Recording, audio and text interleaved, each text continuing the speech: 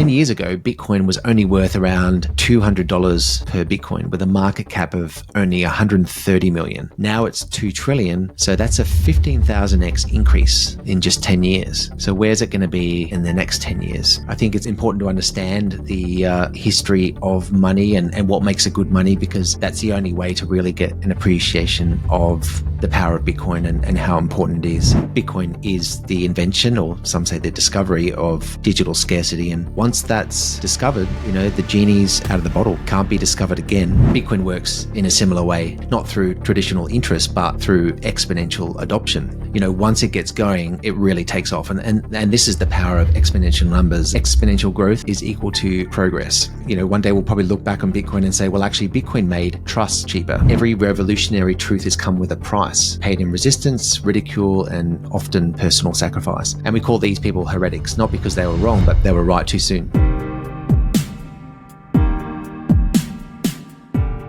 I'm really excited. We had only one presentation till now, like a proper presentation with like slides prepared.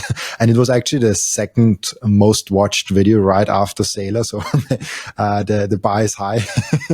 And let's see where this goes. And I think it's really interesting what you prepared. And I'm always curious when someone put together something really interesting and put his thoughts into some nice flow in there.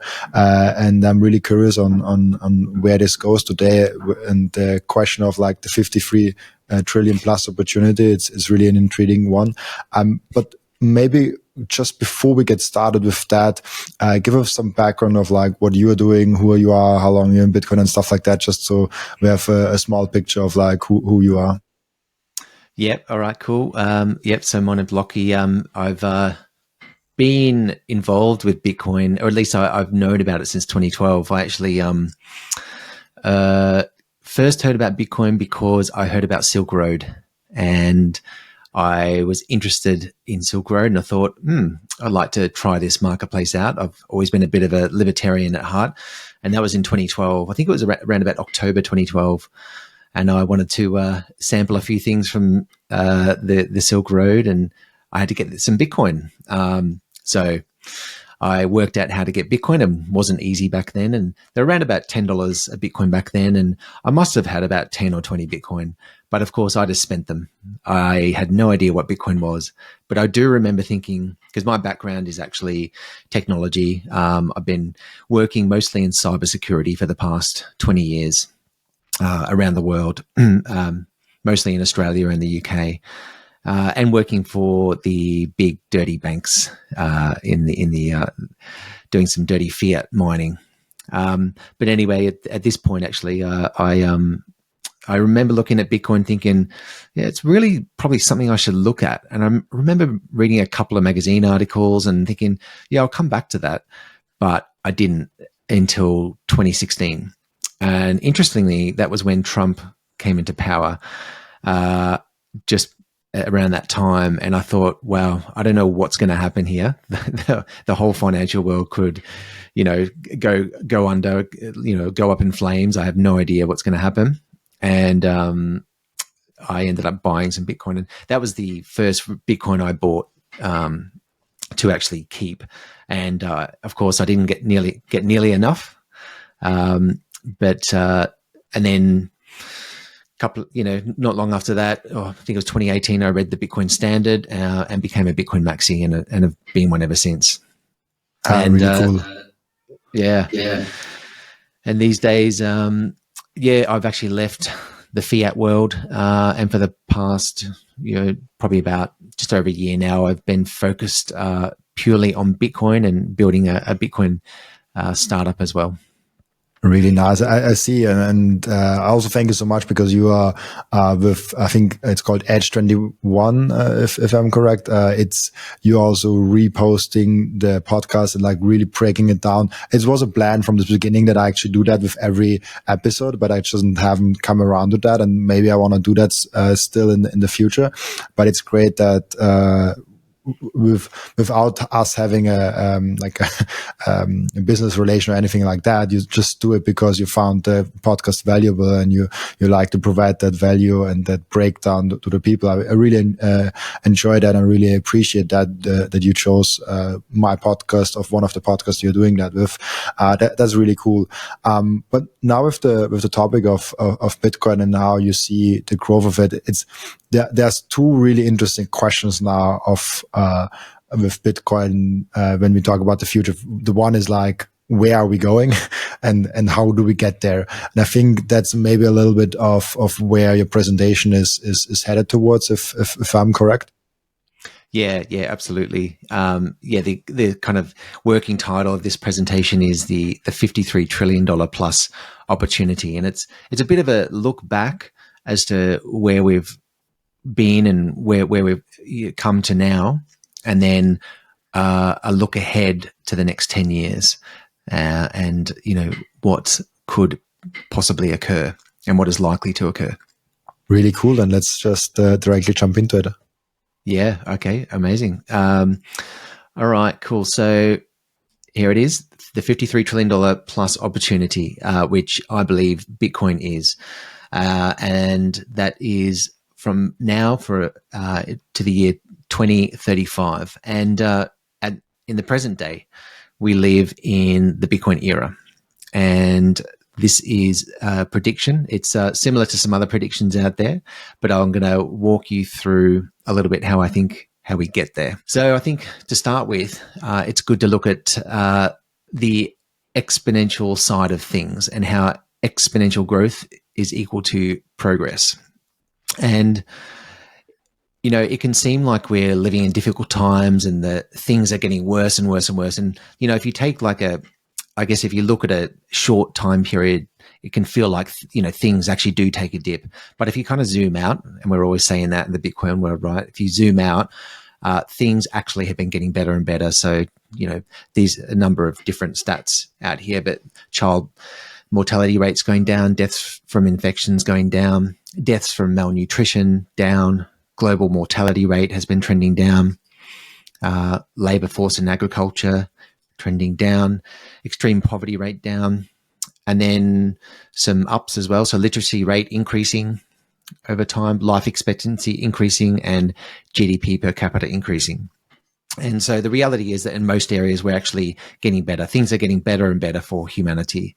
So, I think it's good to kind of take a step back and just perhaps sometimes, remove yourself from the noise and stop thinking negatively, as I guess reality is the positive thinkers get the positive results. And actually there's a great quote that I love, which is, whether you think you can or you can't, you're right.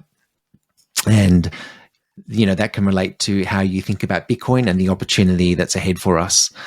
If you think that Bitcoin is a scam and is going to zero, well, you're going to get the price you deserve. But if you, take a look at it differently, there's a massive opportunity there. So, revolutions equals a decrease in price, right? So human life has gotten better and better through a series of revolutions. And with each revolution, things have gotten better and cheaper. And just a few examples of revolutions here, which I'm sure you'll be very familiar with. The printing press brought down the cost of knowledge. The steam engine made transport cheaper. The Industrial Revolution made manufacturing cheaper. Telecoms made communication cheaper. Computers made calculation cheaper. AI, obviously a very recent development for us and at the forefront of our minds, made intelligence and prediction cheaper. And that's only in the last, 2-3 years. And of course, Bitcoin, what has that made cheaper? And I think actually one day we'll probably look back on Bitcoin and say, well, actually Bitcoin made trust cheaper. And I think, trust is a massive thing in our lives. And you'll probably hear me mention that a couple of times today. Tech adoption. So this is happening faster and faster. And you see that often these trends in techs actually, they may start a little slow. Like if we look at the TV, had a bit of a slow start, but then it gradually picks up pace and takes off very quickly. Smartphones, Robin, I'm not sure. Yeah, I'm sure you may remember a time before smartphones. I definitely do. I'm definitely old enough for that. I think I'm too young for that, actually. I remember since I was 13 or 14 years old, I had always a phone. It was not a smartphone. I had like a slide phone, like a flip phone kind of a thing, a Sony Experience something.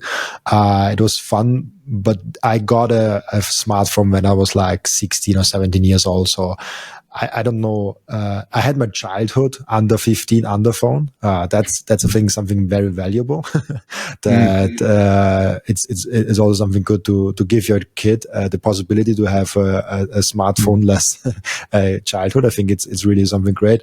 But ever since I was 17 years old, I had a phone always with me all the time, like literally everywhere. So maybe I'm too young for that. Yeah. Well, I well and truly remember a time without them, and I have to admit, I mean, now I've got kids and they've got smartphones, and yeah, sometimes I wish they never did have them because, as we know, they're incredibly addictive, and I have to take measures on myself just to ensure I get things done. Otherwise, it can be so easy to just stare at that screen and doom scroll. But look, there was a time when nobody had a smartphone, and then all of a sudden billions of people do. So it's a great example of an exponential trend where smartphones just suddenly go boom. I just want to make a small example here. Maybe that's interesting with AI, because I haven't used AI in any way, shape, or form knowingly 2 years ago. Probably some apps that I used it in the background somehow, but I haven't used it or interacted with it. Now I couldn't do what I do currently without AI.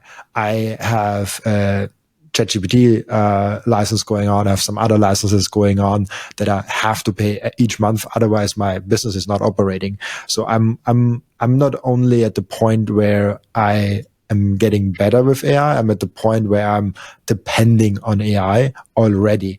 And this was for me, my personal transformation within 2 years, where I didn't have any contact versus now I'm completely depending on it. So this was really fast for me, this trend. Maybe that's an interesting thing to add here, because this shows how fast someone can get into technology without really, I didn't really notice it. I just tried to figure out it, all of a sudden I'm fully on it. So that's maybe interesting to add here. Yeah, that's a very good point to make. And even if I relate that to smartphones, I mean, I can remember when the iPhone first came out, and I was in London at the time, and I didn't get one right away.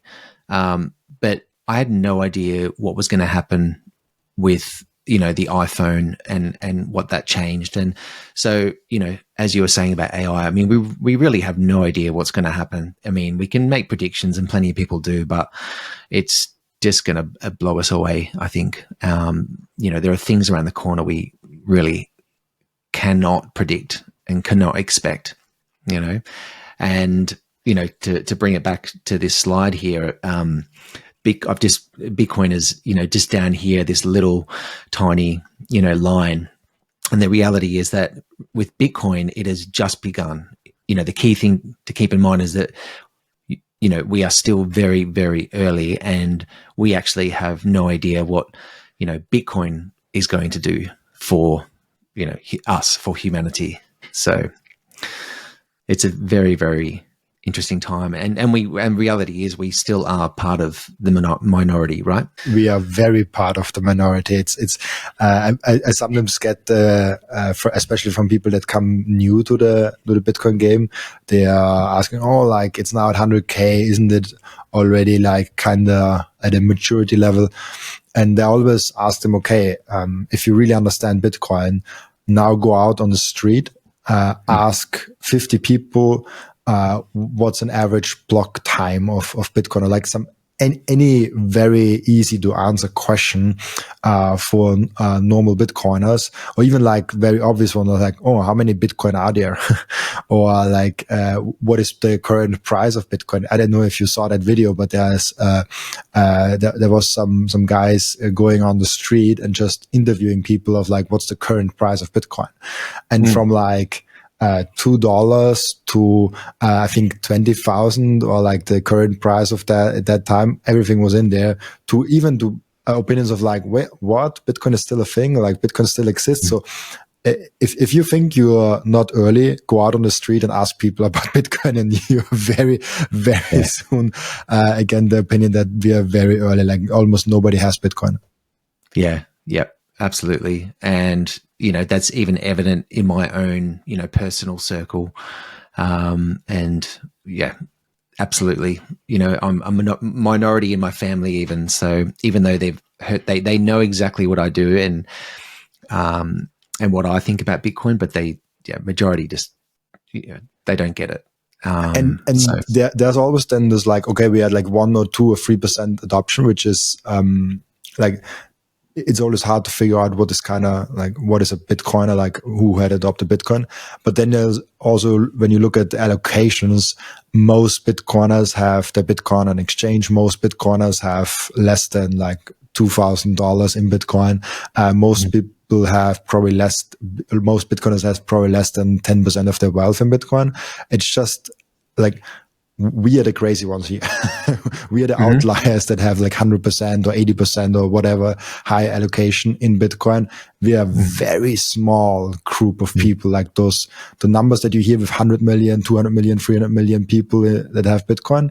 Those don't have 100% in Bitcoin. Like the people that actually understand it, that's like a few 100,000 maybe.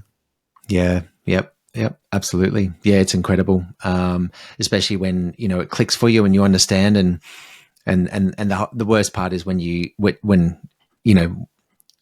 do understand it so well that it's hard to understand why doesn't someone else get it. But that's a whole nother topic, really. But yeah, just to going back to the idea that as we're talking about, we're very early and we're in the minority, and I think we're still, we're still grinding. It's like the wave of Bitcoin is really just still taking off, and we see the adoption growing. And actually, I've got some cool slides on the adoption rate coming up. But once it gets going, it really takes off, and this is the power of exponential numbers. And actually, just as an example, so do you know about the when you fold a piece of paper 50 times, like how thick it can get? Have you heard of that? Yeah, so I heard about it. I think it's not possible beyond like 7 or 8 times, and then it's like a ridiculously high number of like, it would be the distance to the moon or something. Yeah. Actually, it's even beyond that. So so if we have a look at the chart here, the chart shows a bit of a hockey stick curve. So yeah, you're right. You can't fold it more than about 7 times. But let's just say you could, physically fold a piece of paper, just 1 millimeter thick. If you could fold it 50 times, well, on this chart, we go up to about 20 folds, and we're up to about 1,000 meters in thickness already. But you see, it really starts to go vertical, and this is the power of exponential numbers. And I run this example through with people, and they cannot get it. They're like, what? And after 23 folds, we're up to about 9,000 meters. But it just goes like way beyond, you can see on a chart. We'd have to go to log charts, and even that's not going to, illustrate it well, because it actually becomes over 1.1 billion kilometers thick on the 50th fold. So that the sun is only 150 million kilometers away. So this piece of paper would extend well past Jupiter's orbit. So that's the power of exponentials. It's difficult to comprehend. It's like trying to understand, what is $1 trillion? What does that look like? There's some good infographics out there, and encourage people to have a look at that.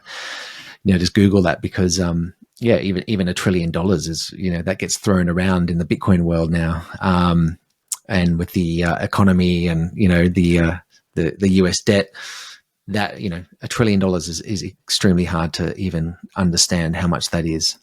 But if we just go back to the smartphones example, that was an example of smartphones are an example of a compounded pattern. It's an exponential curve. When it takes off, it just really takes off. And Bitcoin is following exactly that.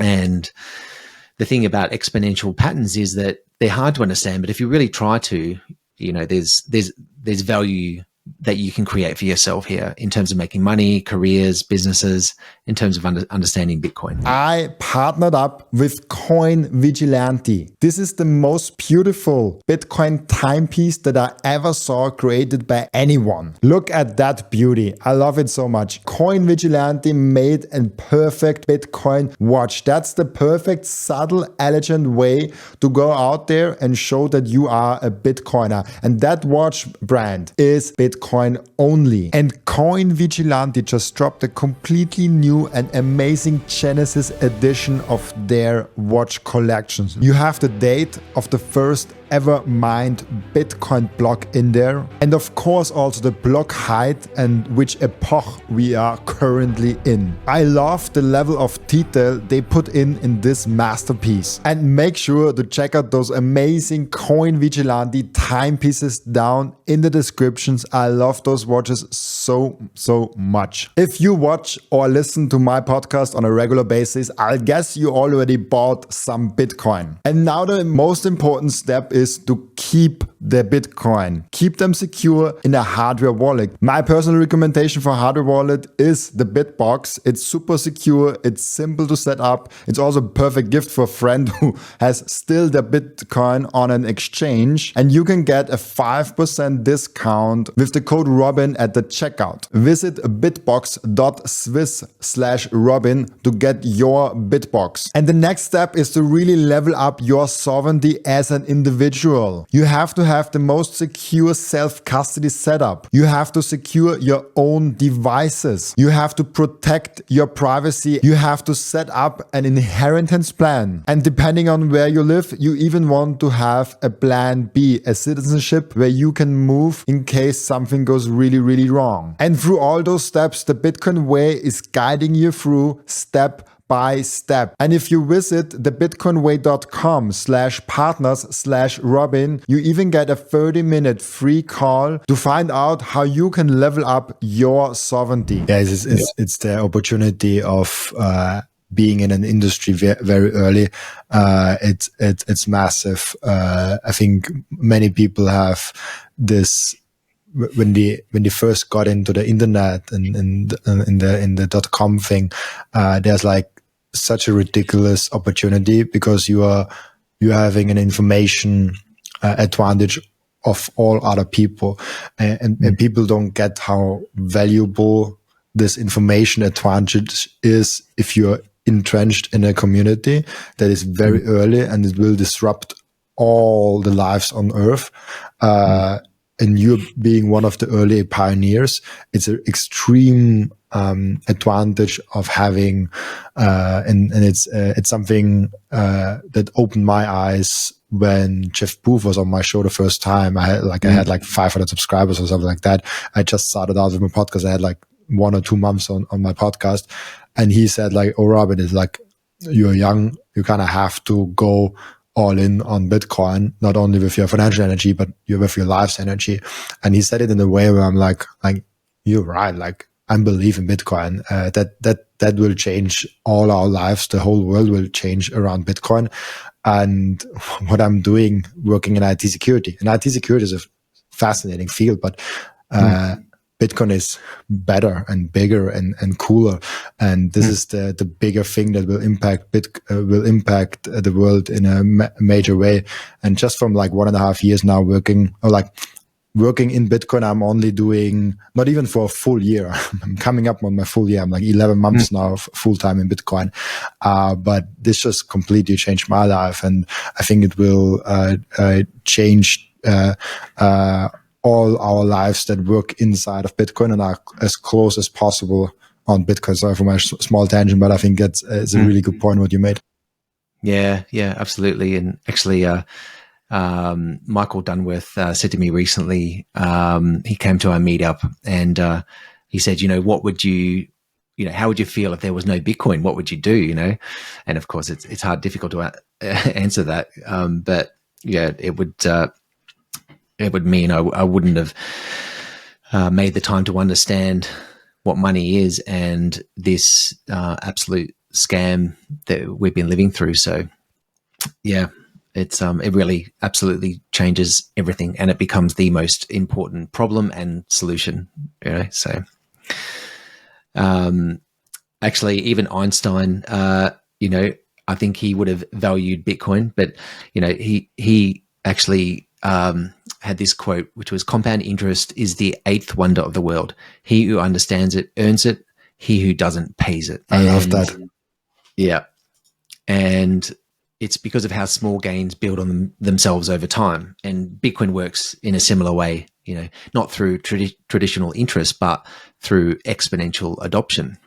And it's the network effect of, more people and institutions using Bitcoin, which compounds its value. And when you hodl, you benefit from this growth. The longer you stay in, the greater the rewards. I didn't knew about the second part of the quote. I always knew about compound interest is the eighth wonder of the world. Like was pretty known in my head, but I didn't knew at all about the he who understands it earns it. He who doesn't pays it. That's brilliant. Like that, I love that so much. And I never heard it before. Like that's interesting. Yeah. He would have been a Bitcoin maxi, I reckon. Cool. Let's take a little look at the history of ledgers and money, and a lot of Bitcoiners will probably have a good understanding of this, but I think it's important to understand the history of money and what makes a good money, because that's the only way to really get an appreciation of the power of Bitcoin and how important it is. So I'll just zip through this pretty quickly. Humans started living together about 13,000 years ago in modern day Israel and Jordan. And they started trading together, wool, wood, wheat. And for that trading, how do they do it? Well, they would have maintained the records in their mind, right? Because you can trust your small circle, your small social circle within your own village. And, that's easy to trade that way. So the trust is really maintained within everyone's mind in the village. But if you wanted to trade with another village, there was no trust there. So that's where writing was invented, and it was invented 5,000 years ago, not to communicate, but to maintain a record and to maintain a ledger of transactions. And from here, about 2,500 years ago, gold coins were invented. And this was the thing that allowed you to trust someone far away. Because gold was authentic and you could trust gold. And then after that, about 1,200 years ago, paper currency was invented, and paper currency was backed by gold or silver or a commodity. And, that paper currency would be recognizable. You'd have to obviously recognize it to understand that. And from here, you had the Medicis, an Italian family who invented banking. And what is banking? Banking really is just a ledger. And it keeps a record of who paid what and how much money each customer has stored in the bank. And modern day banking is just a ledger, a big complicated database. And of course, originally the US dollar was backed by gold, and they had the gold stamp for where you could redeem this note for gold. But just over 50 years ago, in 1971, this gold backing was removed, and the US and every currency in the world, 160 currencies, moved to something called the fiat standard. And so currencies were no longer backed by gold, and they were just printed. And I'm sure, as you'll agree, Robin, this experiment is absolutely failing, and it's finishing, and it's been an absolute catastrophe, and has made everything more expensive, and it made life more difficult. And it was not temporary. No, yeah, that's right, exactly. And I guess in some ways you could look at it and go, well, actually, we're unfortunate that we're living through this short blip, right? Because it's only been just over 50 years, but money hasn't always been that way. So, and I think, over the coming years, this experiment is going to wind down and Bitcoin's going to take over. And in summary, of course, we have basically ledgers advancement in ledgers and advancement in money. So we went from memory to writing to banking, and then ultimately to the Bitcoin ledger. Bitcoin is ledger 4.0. And in money, we went from coins to paper notes, backed by commodities, and then to fiat currency, and of course, Bitcoin as money 4.0. So the fundamental way to think about Bitcoin is that it's a ledger, and it's a perfect ledger. It's never been hacked, and it's the ultimate in trust. So there's trust coming up several times throughout those slides there. Now let's take a look at some numbers and the exponential growth that we are seeing. So Bitcoin versus fiat currencies. And of course, as we know, Bitcoin is not a fiat currencies, but it can just help give some context as to, how Bitcoin is doing on the global stage. So obviously the US dollar is the largest at almost $6 trillion. And then you've got the euro, the yuan, the yen, and Bitcoin. And Bitcoin has been hovering, it's gone over the 2 trillion recently and been hovering around that amount. So yeah, so it's massive, right? It's amazing. It's fascinating that Bitcoin is already so strong in just like 15, 16 years of development. And I feel like we will jump over United States dollars quicker as you could imagine. It's way closer than gold. Like gold is I think like 20 about 20 at the moment. Yeah, like about 20, so like about 10x from here. So, and USD is just like 3x from here, like 2.5x from here. That's I love that also. That's it's a great chart that I think I should show them sometimes in the podcast also. Yeah, absolutely. That was a great segue by yourself because, there you can see gold is almost 20 trillion now. And of course, you've got the Mag 7 companies there worth their trillions. And so Bitcoin has, recently surpassed silver, which was 1.6 trillion. We were all waiting for that, a couple of years ago. And then it's hot on the heels of Amazon, Google, Microsoft, Nvidia, Apple. So, and actually, when Bitcoin does reach gold's market cap, that would be a $20 trillion market cap. So we'd be looking at around about $1 million per Bitcoin at that point. Yeah, it's interesting because probably it will be even higher because the US dollar will devalue in that period of time, depending on when we hit it. But I think if Bitcoin hits 1 million, gold will probably also have still like gained some value over time. So it will probably like be at like 1.5 million, but around that price target if we go from now, which is super interesting. Also, one thing I just want to note here, it's so crazy that Bitcoin is still smaller than some companies. People will look back in like 10, 20 years and look at that chart and like, wow, Bitcoin was smaller than a company. That will be so outrageous. And now it's so normal, but it will be so outrageous. I can't wait to tell people like, oh, I was in Bitcoin before it overtook the biggest company of the world. Like that will be a huge fundamental moment.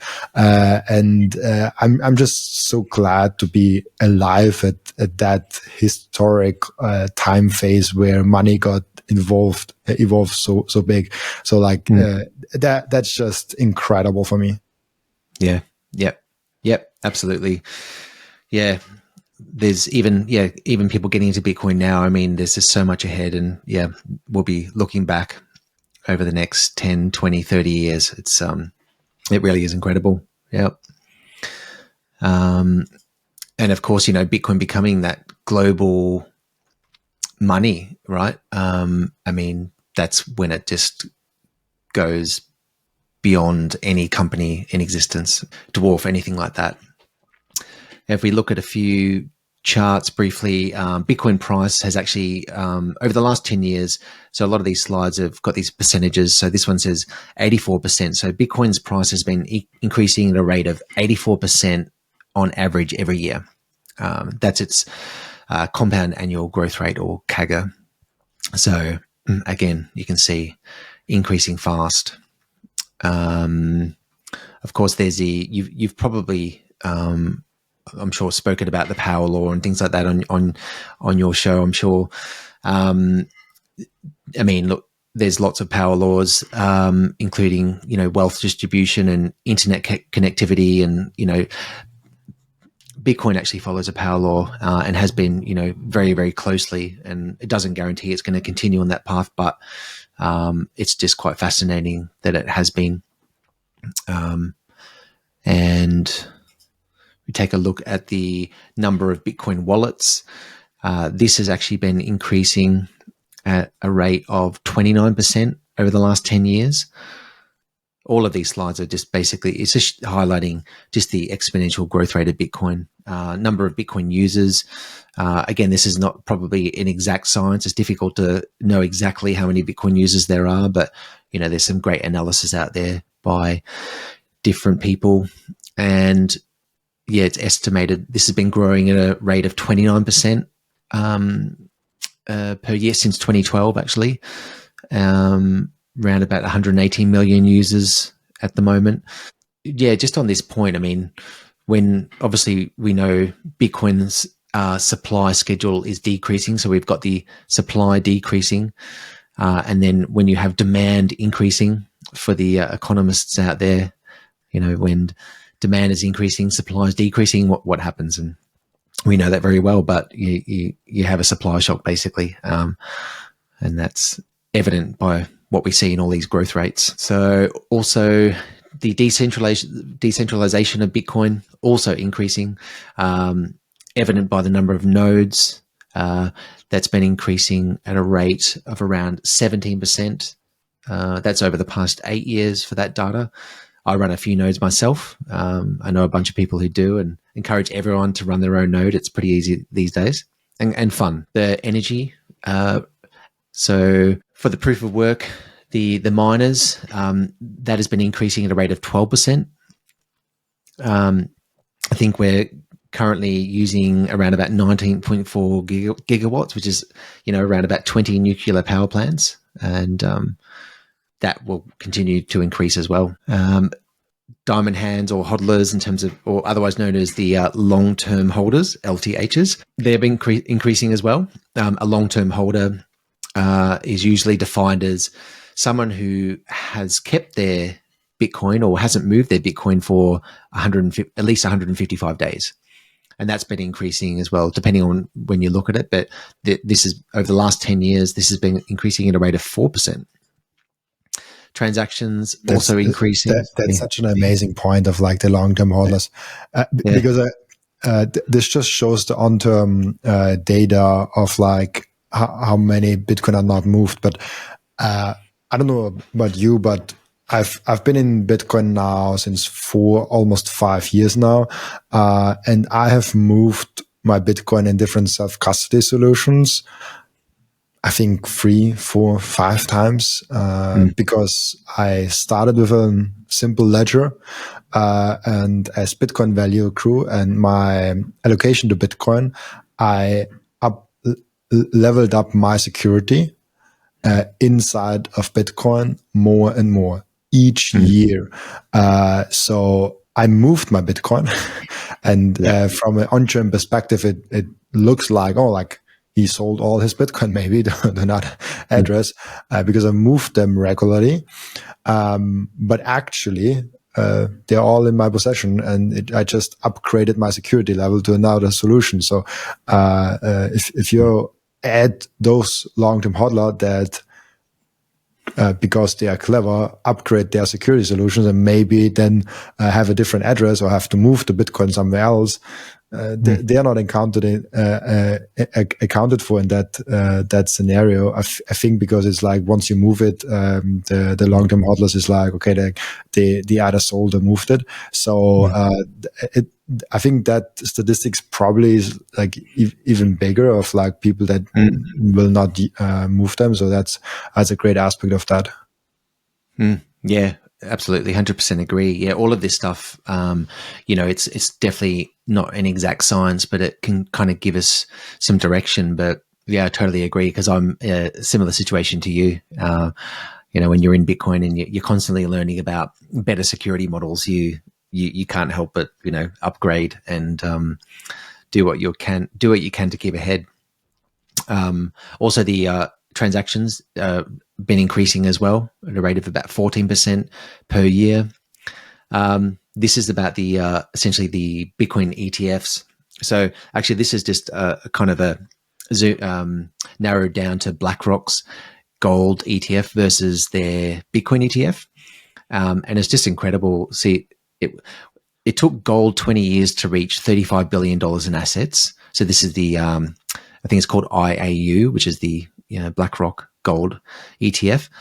Bitcoin did that in under a year. So the Bitcoin ETF was approved early last year, and look at that. I mean, the Bitcoin is just vertical compared to gold. So Bitcoin smashed past gold early in November. So it's just that one slide there shows you just the incredible appetite for it and the unprecedented pace that Bitcoin is growing. That's I never saw that. That's crazy.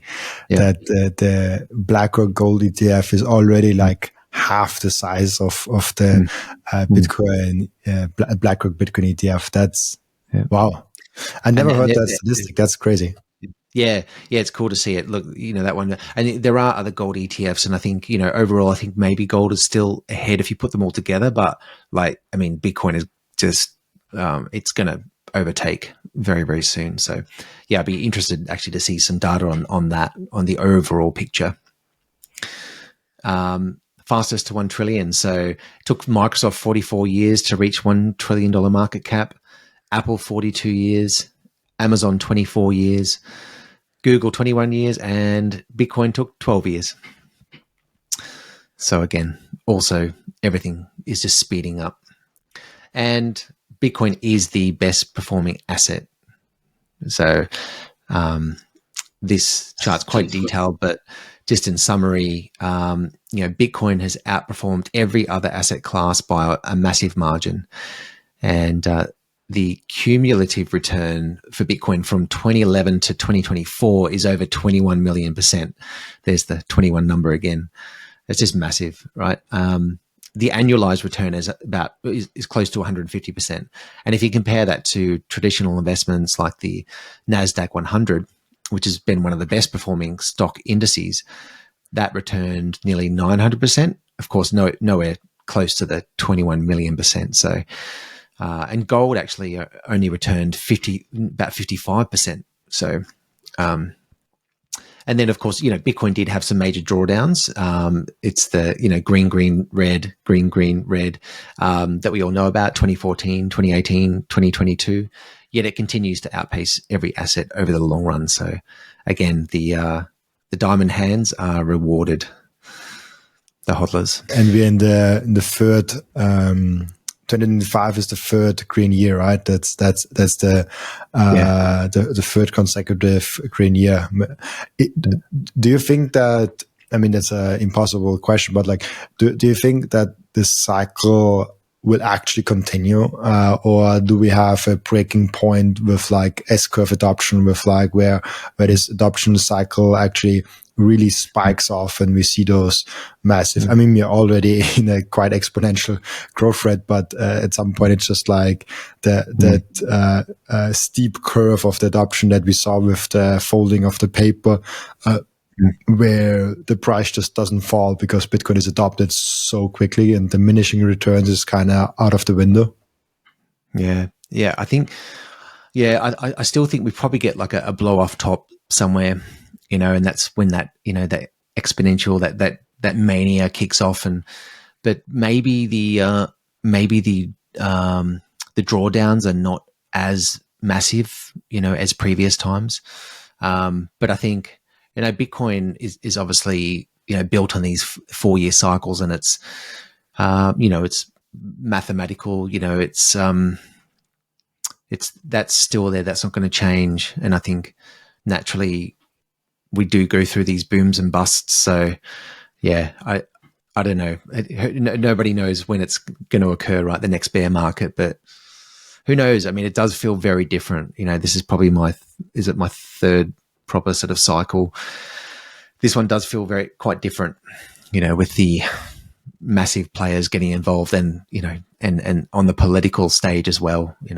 Bitcoin's part of the macro conversation now, which it never really was before. Yeah, it's amazing to see that Bitcoin is in all the conversations now. We have it on company level, nation state level, pleb level. We have it on every possible level, and it's everywhere. That alone is just crazy. Yeah. Yep. Absolutely. And speaking of Bitcoin on that level, there's a lot of talk about crypto as well, right? And I thought I really believe there's absolutely no comparison between the two, and I think it's ridiculous to even compare them, right? But we have to acknowledge that crypto is a thing out there, and it is getting thrown around a lot, especially for those who probably don't fully understand what Bitcoin is. So I thought it'd be worth just having a few slides around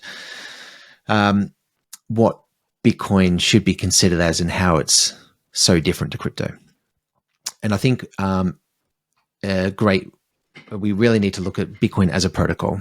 And this is nothing new. And if we just take a little look at the protocols, the fundamental protocols of the internet, we have obviously browsers use HTTP, VoIP for calling, SMTP for email, SSL for security, encryption security, DNS for translating IP addresses, FTP for file transfer protocol, and then we have, of course, TCP/IP, which many people will have heard of, which forms the foundation of the internet, basically data exchange and routing. And of course, the final piece of the puzzle for the internet was this one here in orange for money. We've never actually had a protocol for money, and that's always been the missing protocol for the internet. And of course, we've tried to package up the fiat system to work with the internet, but the fiat system is not digital, and there've been so many problems. And Bitcoin is the protocol for money, just as HTTP is a protocol for browsing. Bitcoin's the protocol for value transfer and digital scarcity.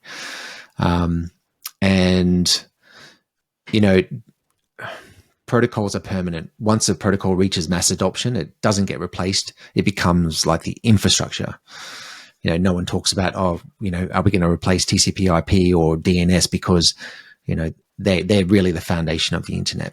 And Bitcoin has reached this stage for money and value exchange. So what is Web3?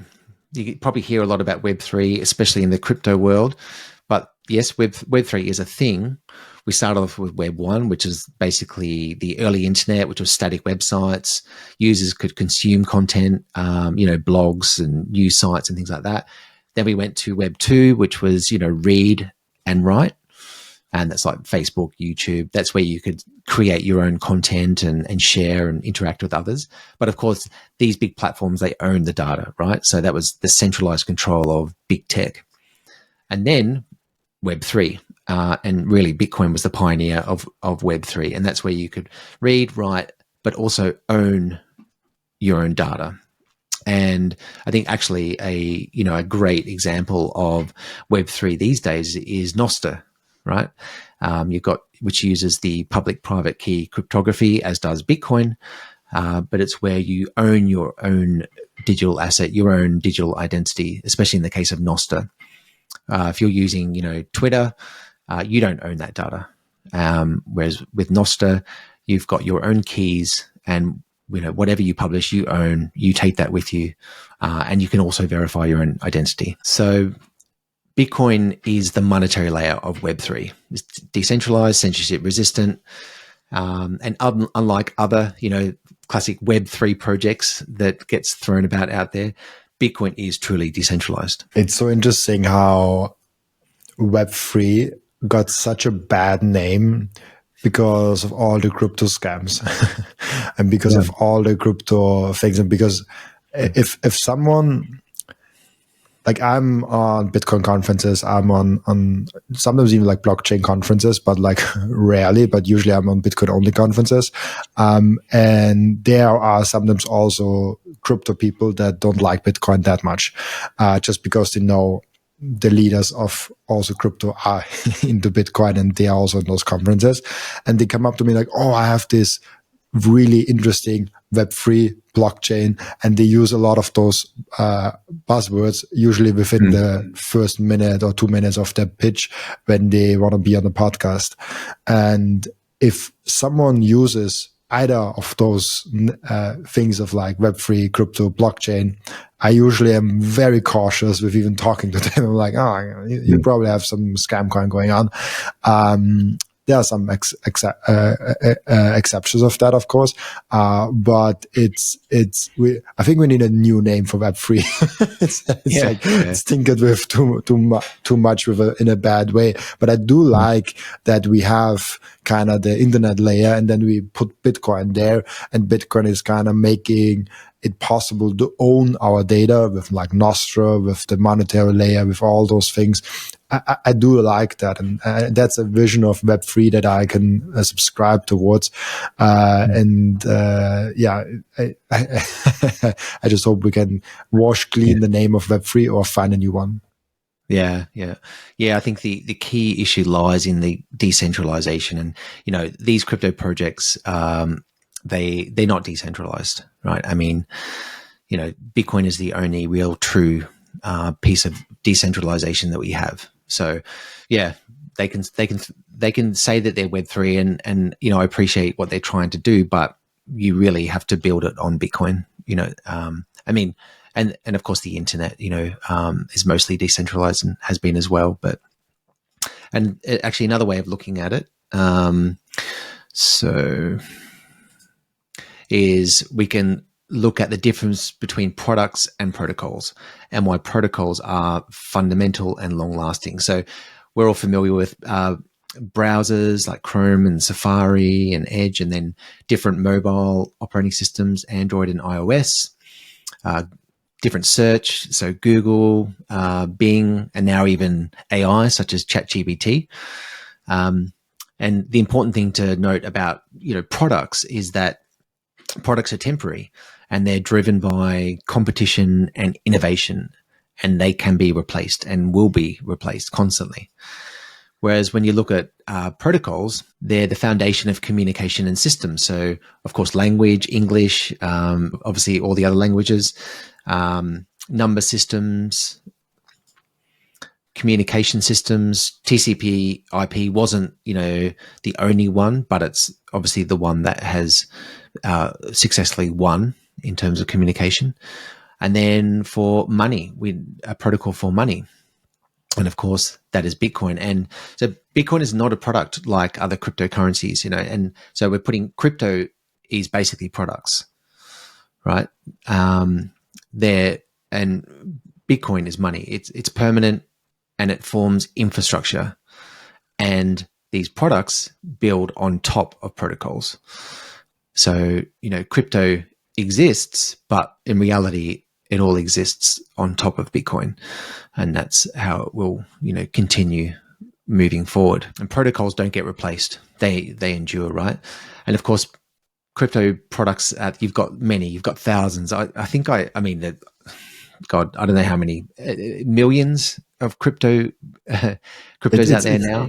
Yeah, it's hard to put a number on there because they are so many, and it's just like, I don't know, like I wouldn't even start to count them. Yeah.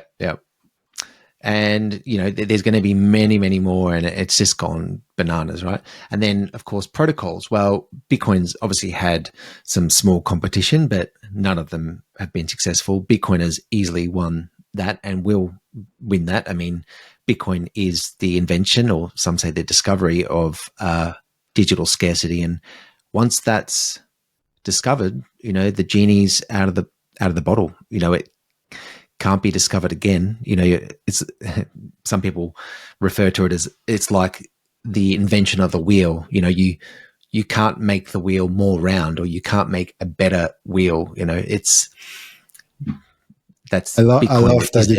you cannot make the wheel more rounded, and that's why Bitcoin is you cannot make Bitcoin better. I love that a lot. Mm-hmm. Yep. And obviously, yeah, the deeper you dive down the rabbit hole, the more that really sinks in. And of course, crypto, we've got so many products, stable coins, shit coins, NFTs, there's meme coins, security coins, the list goes on, right?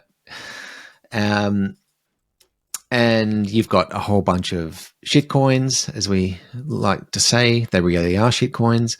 They're about pump and dumps. They're about making money. Some people want to make more Bitcoin.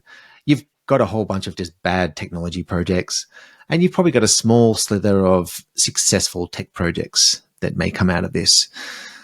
And I think one of those in the sort of short to medium term is stable coins. And I think there's definitely some potential for more growth there, especially with the likes of, Tether being built on Lightning, for example. I think that's pretty cool. And it makes sense to build all these products, because I would suggest that stable coins are a product as well. They're not a protocol. But all of these products will be built on Bitcoin, right? Bitcoin is the infrastructure. And so stablecoins, they've been growing at a rate of about 35% over the last few years. And I think we're going to see that probably take off in an exponential way as well. And if you compare stablecoins to, say, PayPal or Visa, it's actually, stablecoins, there's lots of numbers out there, but I think the stablecoin volume in 2023 was about nearly 11 trillion, and Visa is about 11.6 trillion. So there's not a lot of difference. There's stable coins there on the chart growing very fast. And it makes sense, right? Because if you think about the US in terms of the global consciousness, I'd expect that most people know the US dollar. The US is the global superpower. So people are going to trust the US dollar more than Bitcoin. That's just a reality. Of course, we know that's absolutely not the case. But that's, I think, how, if US dollar stable coins continue growing around the world and people have easier access, then naturally I think people will demand that and demand payment in, US dollar stable coins. But over time, it'll help them to learn about Bitcoin as well. And as the US dollar continues to inflate and debase, they're going to see Bitcoin continue to climb. And, it won't be long until people will rather accept Bitcoin rather than a US dollar stablecoin, because it'd be like, why, it's like fiat currencies. They're like hot potatoes, right? You don't want to hold the fiat currency for too long, particularly the ones that are hyperinflating. So you may as well just take the hard asset. So all those people arguing about Bitcoin not being used for payments, I think, it's not here right now, but it will come. Absolutely. Yeah. And I count, there's always like those Bitcoin dominance charts, and I exclude stable coins from that, because I think stable coins are pure fiat. They are like, I know all crypto are fiat, but like stable coins are pure fiat for me. That is not even a discussion if it's crypto. So like, yeah, stable coins is just an life extension of the fiat currencies, and they will make it a little bit longer that they're around, so they can trade on bank holidays also and stuff like that. But this is just it's like the what was it called, the Blu-ray disc, like the Blu-ray technology that people are like, oh, like that's so fundamentally great, and then like everything became digital, and then you're like, yeah, Blu-ray nobody needs and nobody heard about Blu-ray. Yeah, that's right. It was just a small blip in time, really. I do remember when I was young, some friends of ours had Blu-ray players, and they were kind of had a tiny popularity for a little while, but it didn't seem to last for that long, because, as you say, the digital revolution really took off, and that's what we're seeing with Bitcoin, right? Money has not been digitized until now, and it's one of the last major things to be digitized. So Absolutely. Heresy and measurement. Actually, I think this has been discussed on your podcast before. I think it's quite a fascinating topic to look at. So, heresy is the belief or opinion, a belief or opinion profoundly at odds with what is generally accepted. And throughout history, every revolutionary truth has come with a price, paid in resistance, ridicule, and often personal sacrifice. And we call these people heretics, not because they were wrong, but because they were too right. They were right too soon. And let's just have a little explore how this pattern repeats and why Bitcoin fits right into it.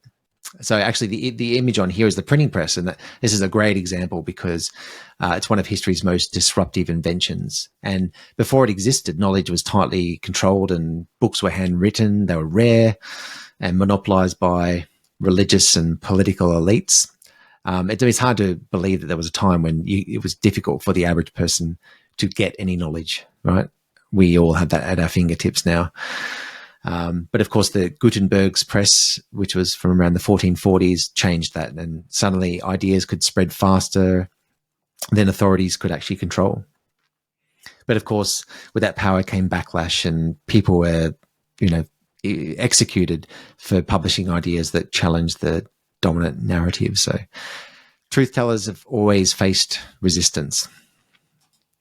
And there's many different measurements. And, why does this pattern repeat? Because every major leap forward starts with the same thing. It's a new way to measure reality. And, there's been lots of these with astronomy and the telescope. Obviously, before the telescope, people believed the universe revolved around the Earth, and Galileo's telescope showed that wasn't true. And the result of that was he was labeled a heretic and placed under house arrest. So seeing new truths doesn't always guarantee acceptance, but it often triggers fear and denial first. And there's been plenty of these. The microscope, in physics, the pendulum, in chemistry, the balance, and in medicine, the thermometer. And believe it or not, when the thermometer came out, doctors felt that they could actually measure the temperature better with their hands. What was this thermometer? What, really? Yeah. I'm so bad of guessing temperature. Yeah, right. Yeah. I mean, every one of these faced resistance. The electrical engineering was a galvanometer.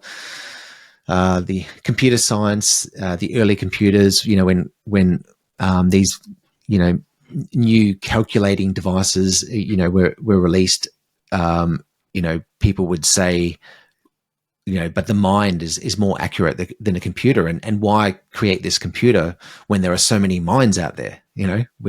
Our minds can already do this.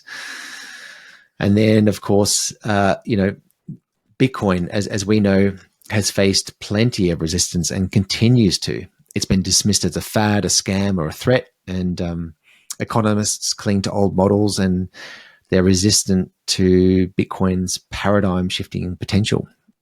And, for thousands of years, economics has lacked a true instrument to measure value. But Bitcoin is that instrument. It's perfect, decentralized money, free from manipulation. And Bitcoin really is where science collides with economics. So history shows us that, I guess, every breakthrough starts as heresy, but what was once heresy eventually becomes obvious, and as it is to us. And Bitcoin is following that same path. That's amazing. I love that. That truly shows. I have. People will laugh at me if I bring my vacuum cleaner again up in the podcast, but I will do it. I got a robot vacuum cleaner, and I was long skeptical of how good will it actually work, and does it actually good job in cleaning the house and stuff like that. And then and I was like, okay, let's just buy it, test it, and I can actually send it back after a week if it doesn't do a good job. So I had it myself, and now actually when I tell people, I don't vacuum my house anymore. It's just cleaned by a robot, and it cost me €600, and I got each week 1-2 hours of my life back. And it's really great. Like there are maybe like 5 spots in the whole floor that I have to quickly do with a hand vacuum, and it takes me about 2 minutes to do that. And the rest of it is just automated.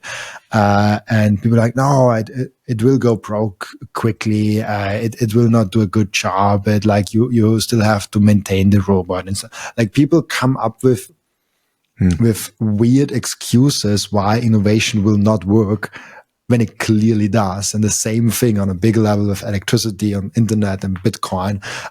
People really want to preserve the state of art, or like right now, like however it is right now, and don't go anywhere further.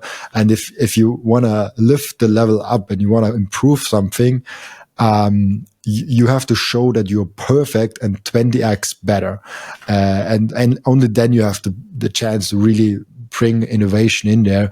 And that's what Bitcoin is bringing. That's why it's so disruptive. But people still have those resistance against it, and we will always have it. I met a guy in France from my far family who was against the internet like 2 years ago, and he still is. He was like, oh, like the internet will be just a fad and it will go away. And I was like, he's talking that in like 2025 about the internet. People will always talk bad about Bitcoin. Like we can say goodbye to the thought that people will accept Bitcoin and they will love it.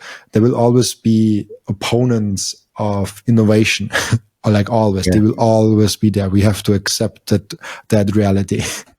Yep, absolutely. Yeah, it's incredible. It really is. And I mean, look, I was around before the internet kicked off as well. So actually, I've been through that kind of exponential takeoff too. And actually, I want to reflect on that at some point too. Just go back over, where I've been with that. But it's these things really do take off in that exponential way. And yeah, actually, you talk about vacuum cleaners. I think I saw something about Lynn Alden posted something about those recently. It was quite interesting. I can't remember all the details, but something along the lines of the fact that these vacuum cleaners are, it's not priced in, but they're not quite yet there yet, but they're growing, right? So, they're doing a fantastic job. It's like they are scheduled when they do it, that you can. There's always times when nobody's at home, and then you can just schedule it, and you come home and it's a clean home. Small things like you drop small things on the floor, like crumbles of bread and stuff like that. You literally take out your phone and say, like, clean this small area right here in the kitchen. He comes, cleans it, and goes back, and you never have to do anything. It's fascinating how quickly we adopt. The same with ChatGPT. I don't Google anymore. I just I'm in the process of processing the whole podcast and figuring out what we can learn from those 400 conversations I had, and like figuring out like articles and maybe even like small books that I can publish around that. And I just copied all the transcripts of all the podcasts, put it in ChatGPT, and asked, okay, like what are the main topics? What can we learn from that? And I was like, what? That's such an incredible, like the things that came out of ChatGPT was like, that's solid. Like that's real good. Like that's better than any intern that I could hire, of like, hey, go through my podcast and figure out what we can learn from it. Now that's way better. That's like, on a sailor level good. Like the AI is so good now. And it really, sorry for my time, but it is really amazing to see that growth.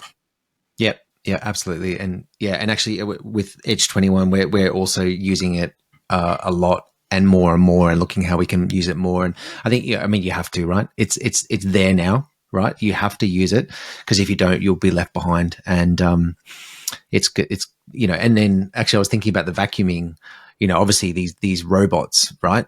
I mean, they are coming too. We see that I see that on Twitter. You see the videos of, was it the Tesla, ones that Musk is bringing out, they're probably only a year or two away, right? Where you can buy one of these and have that in your home.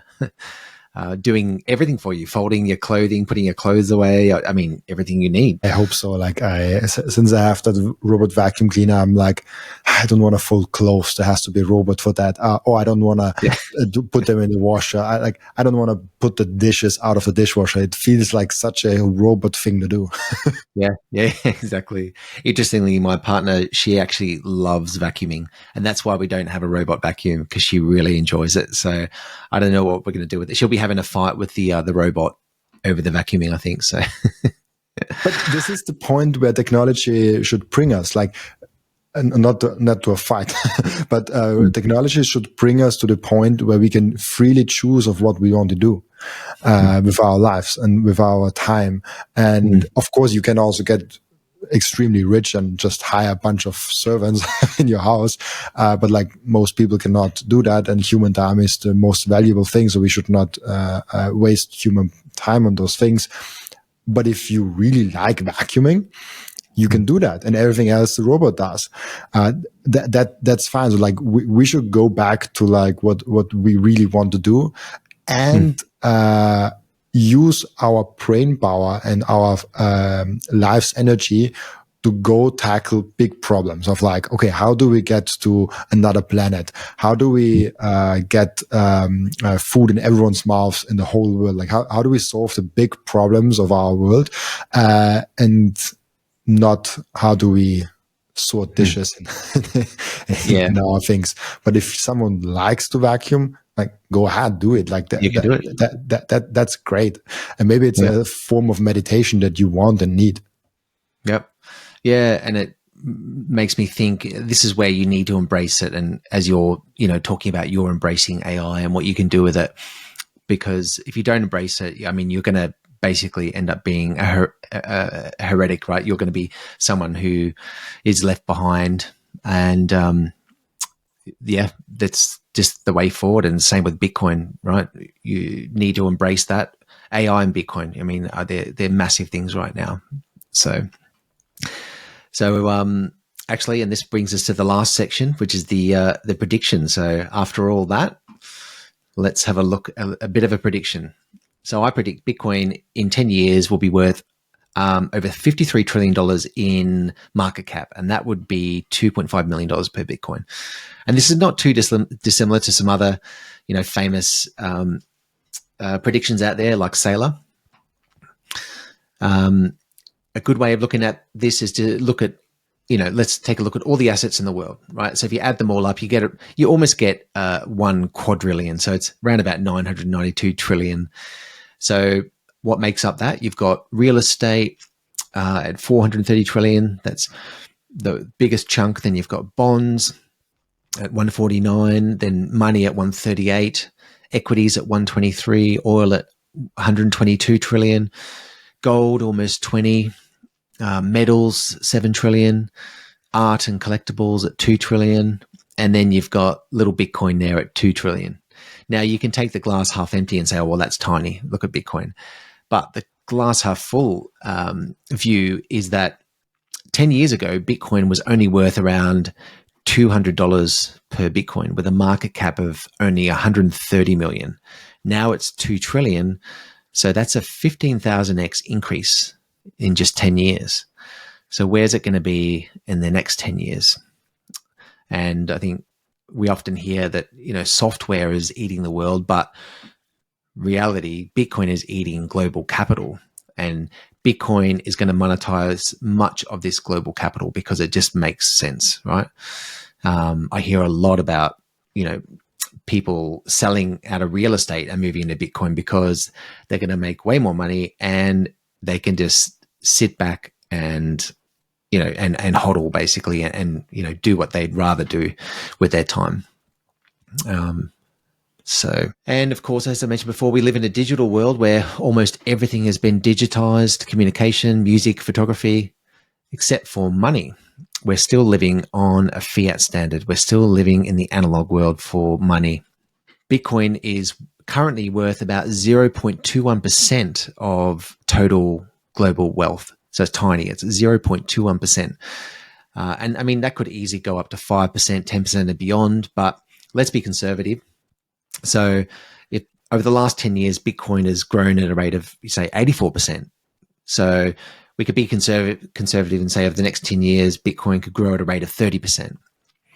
So if that was the case, if we look at the global capital would increase as well. So we'd go from 992 trillion to 77 trillion. So approaching that 2 quadrillion.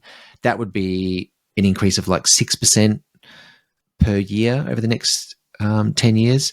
That Bitcoin going from 0.21% to 3% of global capital would mean that Bitcoin would have a market cap of $53 trillion, and that would be $2.5 million per Bitcoin. And that's only a 25x from here.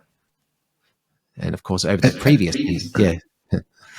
Oh, sorry, just what and it's still just 3%.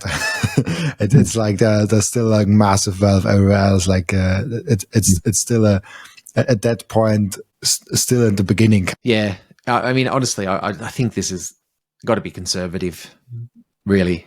But yeah, that's it. It still would only be 3% of global capital based on that prediction. But who knows? That's a prediction anyway. Absolutely, and it's super interesting to look at those baseline assumptions of those like baselines where we could go, and then you quickly come to the conclusion, even if you're very conservative, even if you're going on a very, very almost bearish kind of a baseline assumption, you're very bullish. It's hard to be not excited about the future when you're Bitcoin. So yeah, thank you so much for that. That was a really great presentation of like all the things that you laid out like that. That was really cool. I hope people enjoy and appreciate that a lot. Yeah. Thanks, Robin. Really cool. We have one question to ask each and every one of my guests, and the question is what we can learn from you besides Bitcoin. What can I learn from me besides Bitcoin? Yeah, that's a good question. I think, probably something that I try to do in my life every day is maintaining presence, particularly with my family, and also with all the noise that's going on in the world. So every chance I get, I try to keep myself in the present. I guess that mostly that's about really spending time with my kids, I guess, and being present for them. So that's how I do that. Try to do meditation, things like that, but almost don't get time for that these days. But that's probably my most important focus. And that is the most important focus. So really, really cool that you're doing that. We have end routine in the podcast, but maybe before we start into that, is there anything you want to add to the presentation? Anything that maybe you want to add before we come to the end routine? Yeah, I guess maybe just mention a little bit about what I'm doing with Edge 21. So Edge 21 is something I've started over the past year. So I've gone full time into the Bitcoin space because, as we've discussed earlier, like once you go down the Bitcoin rabbit hole, you realize it's the most important thing for us moving forward. And so Edge 21 is basically Bitcoin intelligence for Bitcoin maxis. And I'm sure you might agree, but sometimes this world can be drowning in noise. And so Edge 21 can be like your guide down the Bitcoin rabbit hole, which gives you the edge that you need. And there's endless content out there. And my God, Robin, you create a load of content and great content, which is why we love to summarize it. But your time, that's scarce. And so what we're trying to do with Edge 21 is curate the best Bitcoin articles, tweets, Noster notes, videos, podcasts, charts, all in one personalized feed so that there's less distractions and more just pure Bitcoin signal. And as I mentioned, we summarize, the best podcasts such as yours and videos so that people can, if they don't have the time, they can get the key insights that they need. And another cool feature I want to mention as well is we're doing these price alerts that not only show the percentage changes in Bitcoin, but also explain why Bitcoin moved. And actually, we're using AI for a lot of that too. And we're updating that in real time. And, a lot of work has gone into getting that right. And we're continuing to improve on that. Because I guess understanding, the why can help you make better decisions. And, we're just getting started. So we're also adding important charts and data that really matters in Bitcoin, such as on-chain data, technical analysis, network activity, macro trends, and more. So, if you want pure Bitcoin signal, not noise, that's what Edge 21's for. And it's Bitcoin only, no crypto, no shit coins, no noise. Yeah, really cool. I love that, and we do need that in this scene. Really cool. We have a routine in the podcast where the previous guest is asking a question for the next guest without knowing who the next guest actually is, and this one is an interesting one. If you could sit down with Satoshi, what would you ask him? Probably. Gosh, that's such a good question. I'd love to know what makes him tick. What was it about his life that made him, come up with this idea for Bitcoin? What was it that brought this idea together? And, where did it come from, basically? So be really trying to understand how it all came together. That's super interesting. I really want to know from him if he anticipated everything. Like if I could sit down with him like right now, like did he see that? Or did he just let's develop something cool that might take off in the future and let's see where it goes? Or did he actually anticipate that Bitcoin is going towards, because there are many stepping stones where Bitcoin could have actually failed along the way. We are now beyond that point. But we were not beyond the point in 2010 or 12 or 13. It would be one, I have so many questions to Bitcoiners, so I would have a lot of questions to Satoshi. that would be one heck of a podcast. Yeah, I know. And that's right. And whether he would, expect these different layers to Bitcoin as well. And it seems as though Hal Finney kind of predicted that would be the case. God, he predicted it would be a, $1 trillion asset, very, very quickly, which is incredible, his foresight. But yeah, it's unbelievable. Yeah. That's just crazy. Yeah.